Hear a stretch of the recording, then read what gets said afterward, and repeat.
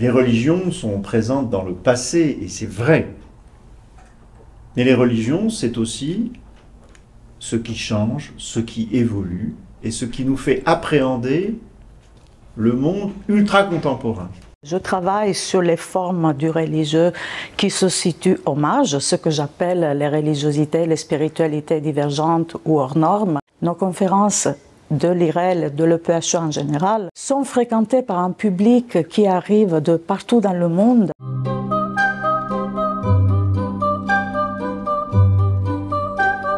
La diversité, c'est ce qui me frappe le plus. Depuis 20 ans que ces conférences existent, l'IREL balaye absolument toutes les périodes, tout d'abord. Ça va de l'Antiquité et même de la préhistoire jusqu'au plus contemporain.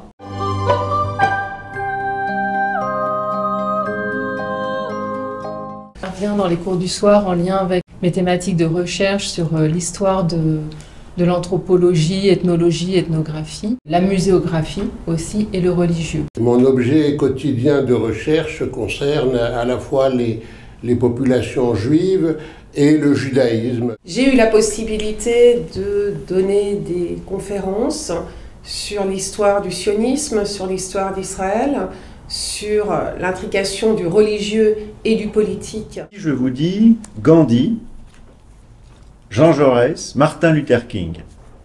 Quel rapport? Ces trois penseurs et ces trois acteurs politiques ont justement ce point commun de relier un ancrage spirituel et une action politique qui a marqué l'histoire.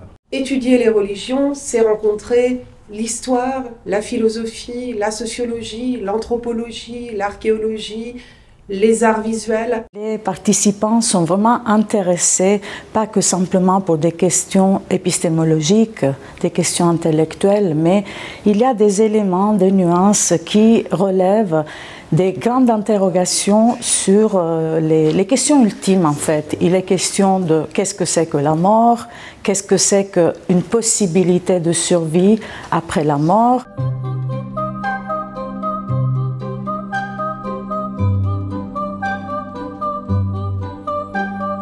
Souvent des professeurs qui font cours, qui donnent des conférences, mais qui n'ont même pas publié sur ces questions-là. Ils reviennent du Japon, ils reviennent de Cuba, du Brésil, et ils vous disent ce qu'ils ont vu l'été dernier, et ce qu'ils ont enregistré, ce qu'ils ont montré.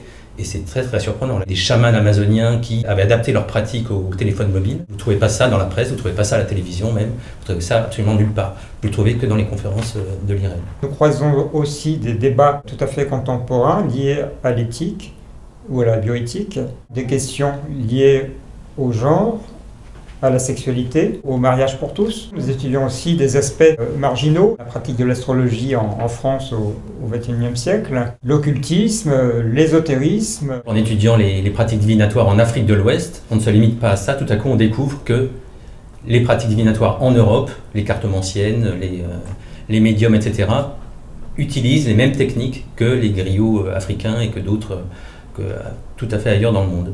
Je trouve très positif de rendre accessible, si vous voulez, ce savoir mené par différents spécialistes et non spécialistes sur l'histoire des religions et de la laïcité en contrepoint. Un état d'esprit laïque au sens d'une intelligence des faits religieux, comme on dit, et au sens d'une ouverture universelle à un phénomène humain et social aussi universel que le phénomène de la religion.